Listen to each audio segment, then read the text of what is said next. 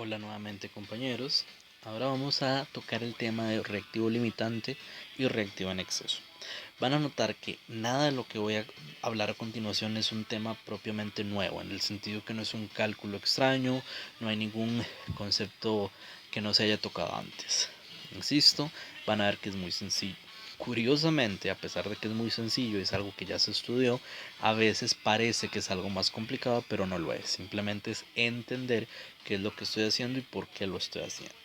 Ok, lo primero, vamos a empezar con un ejemplo. Ustedes pueden que se topen en un examen, en una práctica, un ejercicio como el siguiente. Nos aparece una ecuación, aparecen los porcentajes, las masas molares, perdón, y nos dice, se tiene un gramo de un reactivo y un gramo del otro reactivo. ¿Cuántos gramos de agua se produce?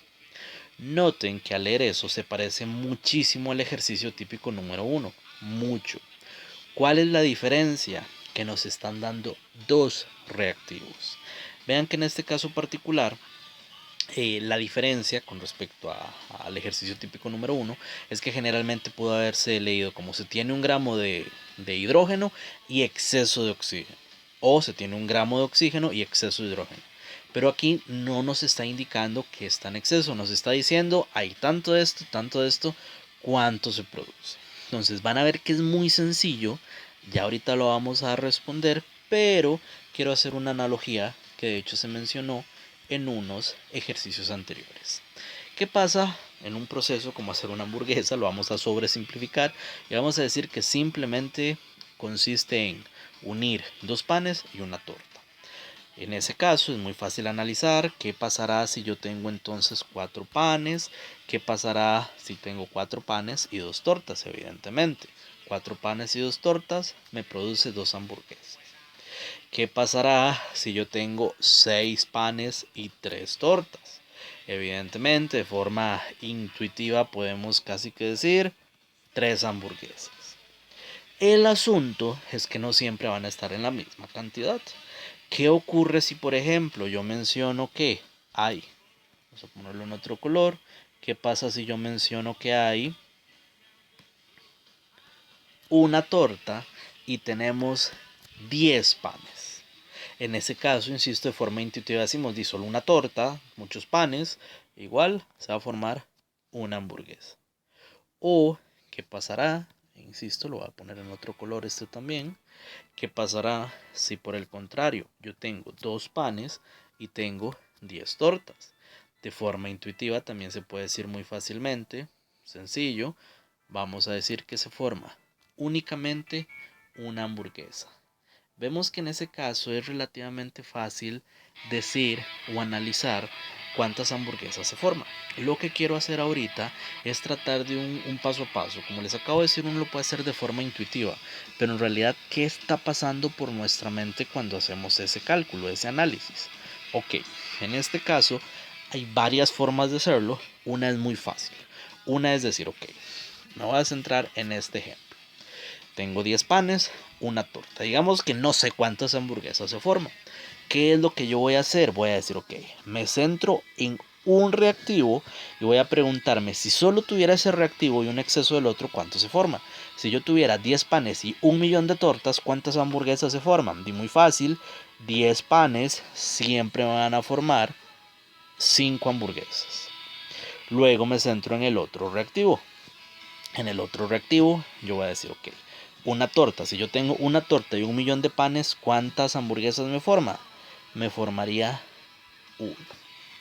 ¿Qué es lo que vamos a decir? El que se forma en menor cantidad es efectivamente lo que ocurre. Y el que está en menor cantidad, nada. Ojo, vean que evidentemente si yo hago ese análisis y digo, se forman 6 hamburguesas, no tiene ningún sentido. Es simplemente imaginarme primero qué pasa solo con los panes, qué pasa solo con las tortas. Y el que se obtiene en menor cantidad, eso es lo que ocurre. De esta forma vamos a decir que en este ejemplo, la única torta es mi reactivo limitante, mientras que los panes van a ser mi reactivo en exceso. Es importante notar que el reactivo limitante determina cuánto se forma, me determina el rendimiento de la reacción. el reactivo limitante. Vamos con el ejemplo de abajo. ¿Qué pasa si yo tengo 2 panes y una torta? Entonces lo que podemos hacer es decir, bueno, 2 panes me formarían una hamburguesa. 2 panes me formarían una hamburguesa, sí. 10 tortas me formarían 10 hamburguesas. Nos fijamos en el que está en menor cantidad y eso va a ser efectivamente lo que se forma, siendo determinado por el reactivo limitante. Y esa es otra cosa que quiero que se note. Vean que el reactivo limitante no es siempre el mismo en todos los casos. En una misma ecuación puede cambiar. Entonces, vamos a extrapolar esto que vimos aquí en un ejercicio con una ecuación química. Y alguien podrá decir, que fácil lo de las hamburguesas, pero es muy distinto cuando lo hacemos con ecuaciones y no lo es. Vean que en este caso partimos de los dos reactivos y nos preguntamos cuánto producto se forma. Es precisamente lo que vamos a hacer en este ejercicio. Vean que en este ejercicio nos están diciendo cuántos gramos de agua se producen y nos están dando los dos reactivos. ¿Qué es lo que hay que hacer? Vamos a partir de un reactivo y nos vamos a preguntar cuánta agua se forma.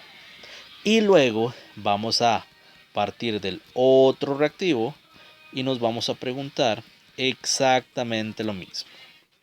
Es decir, esto se resuelve exactamente como el ejercicio típico número 1, solo que hay que hacerlo 2 veces, uno para cada reactivo. Entonces, teniendo esto presente, vamos a resolverlo, cosa que ustedes ya saben hacer. Es más, por favor, pausen el video y traten de responder estas 2 preguntas y luego pueden continuar.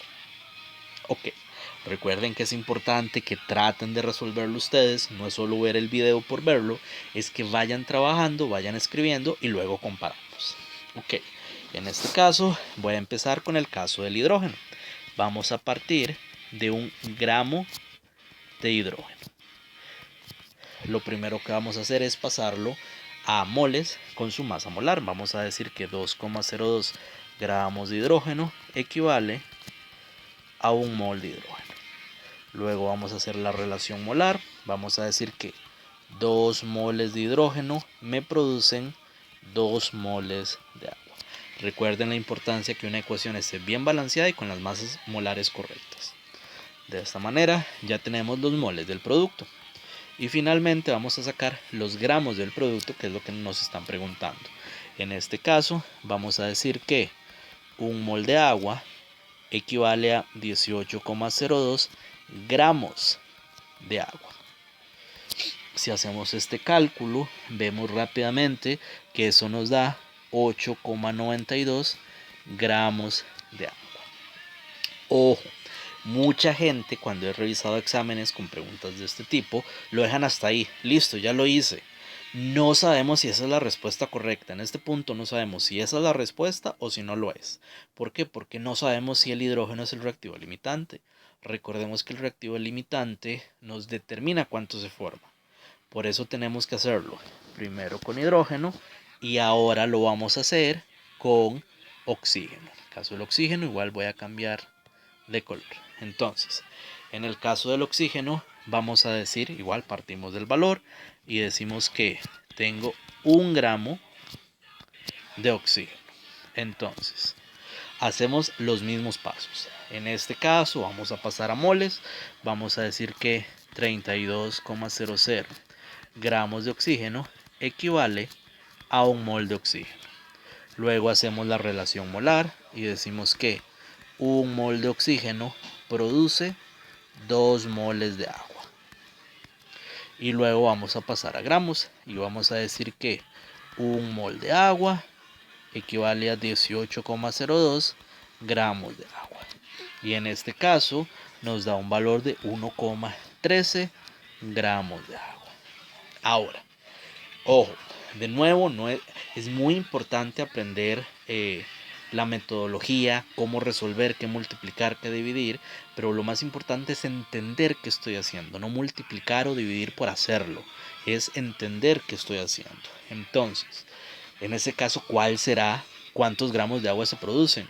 892, 1.13. ¿Será que lo tengo que sumar?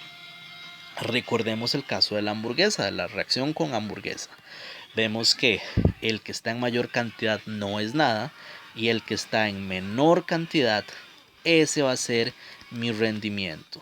Ese va a ser lo que en realidad se forma.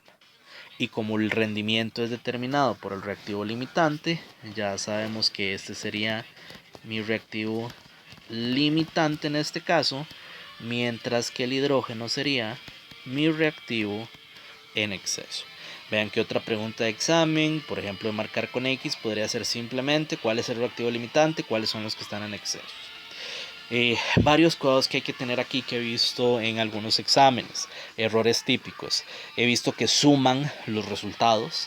He visto también que hacen el primero bien, pero el segundo empiezan a hacer cálculos que no tienen sentido, empiezan a producir otra cosa. Importante, ¿qué pasa si la ecuación química tiene varios productos? A menos que la pregunta nos especifique un producto, ustedes escogen el que sea, pero siempre el mismo. Si el producto es X y además Y, no tiene sentido que en el primer caso lo hagan con X y en el segundo con Y. Tienen que ser con los dos iguales y comparar.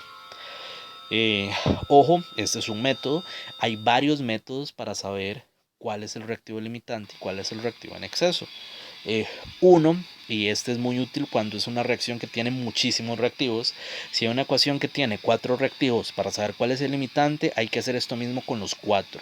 En ese caso, una forma que es relativamente fácil de hacer es, voy a cambiar el color un segundo, una forma relativamente fácil para ver solo cuál es el reactivo limitante sería sacar la masa del reactivo, dividirlo entre la masa molar y multiplicar eso por el coeficiente.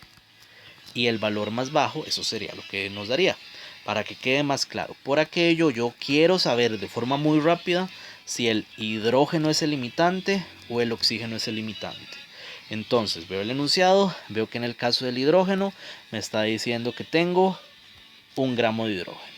Aquí voy a ignorar las cifras significativas porque es un cálculo súper rápido, simplemente para responder rápido cuál es el limitante.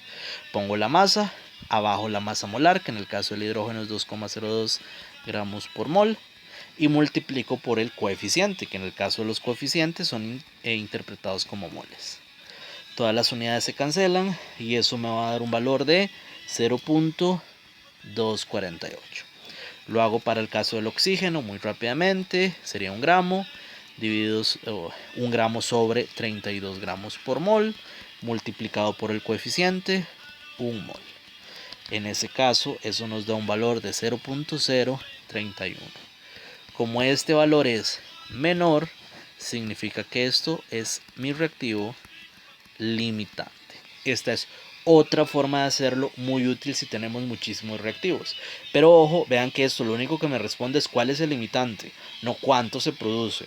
Pero ya con esto me puedo centrar únicamente en esta ecuación y solo con esa ecuación ya puedo, no tengo que hacer el cálculo varias veces. E insisto, este es uno de los métodos. Solo como detalle interesante, estos valores que estamos obteniendo es algo que se llaman equivalentes y antes eran muy utilizados, ahora no son tan utilizados en lo que es la química, en otras áreas sí se puede seguir utilizando.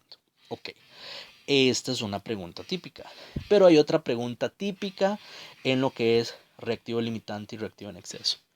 ¿Cuánto sobra el reactivo en exceso? Vean que tenemos la misma ecuación, hidrógeno y oxígeno para producir agua. Ya determinamos que el hidrógeno está en exceso y que el limitante es oxígeno. Pero ¿cuánto sobra del que sobra? Y precisamente eso es lo que vamos a contestar en una pregunta, en un video a continuación. Muchas gracias.